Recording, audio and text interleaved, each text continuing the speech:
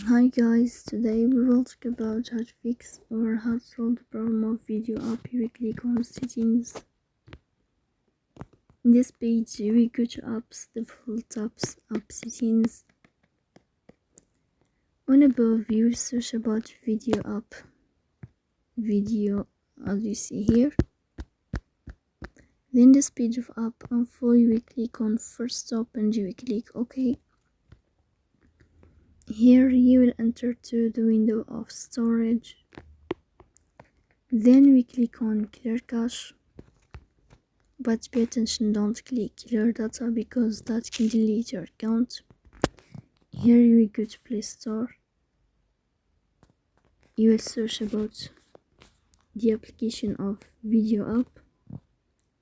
Then you can uninstall your app and you can install it again, so please don't forget to support us by like and subscribe.